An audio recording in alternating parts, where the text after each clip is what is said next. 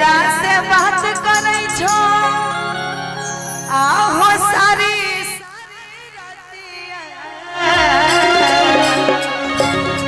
कि कवन छोरी हो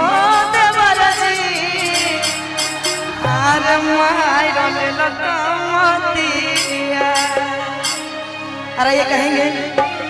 कि केकरा से बात करे छो सारी सारी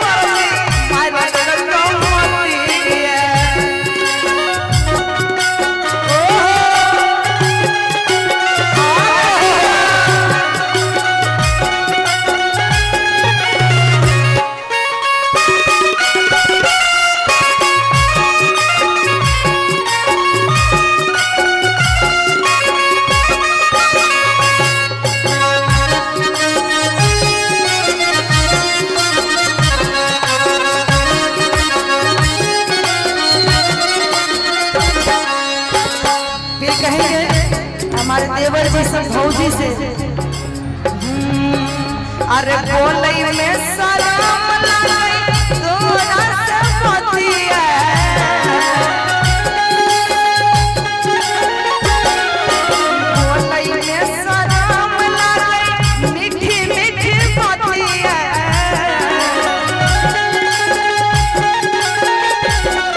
कि तोरे बहिनिया है भौजी मारल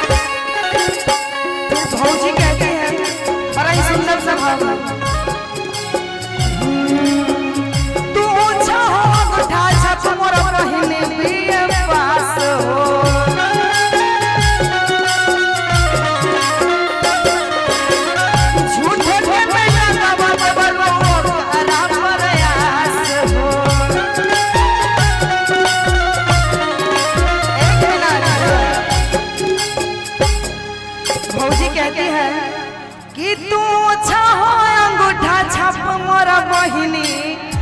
दिए पास हो कि झूठो के नहीं लगवा देवर जी आरे करा प्रयास हो कि तू छहो अंगूठा छाप मोरा बहिनी दिए पास हो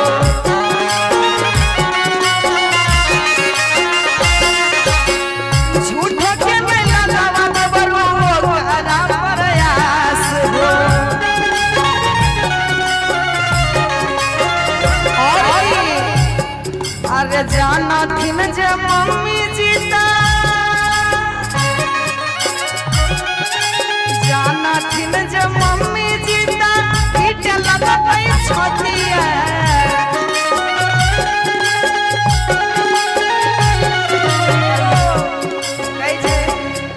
जाना थी जे मम्मी जीता पीठ लगा छोटिया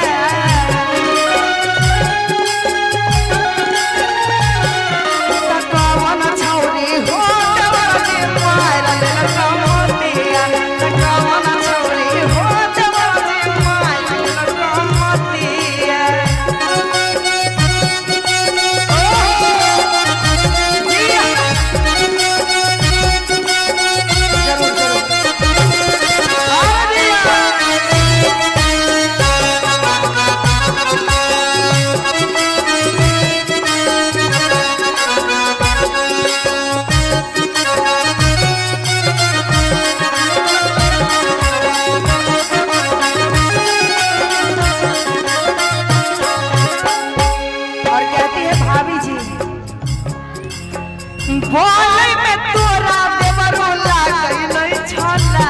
जहो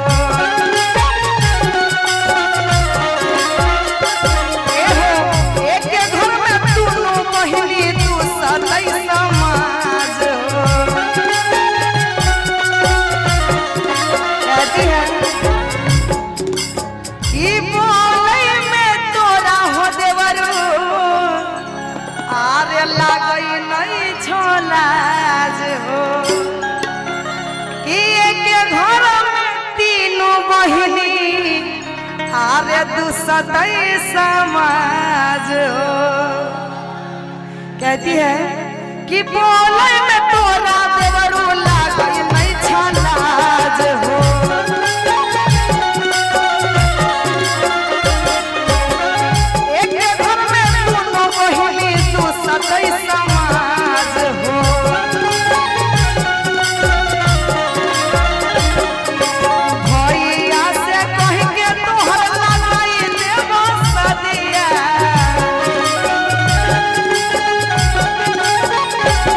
भैया से बात करके लगाई देव सदिया कौन छौरी हो देव जे मार लगमतिया कौन छौरी हो देव जे मार लगमतिया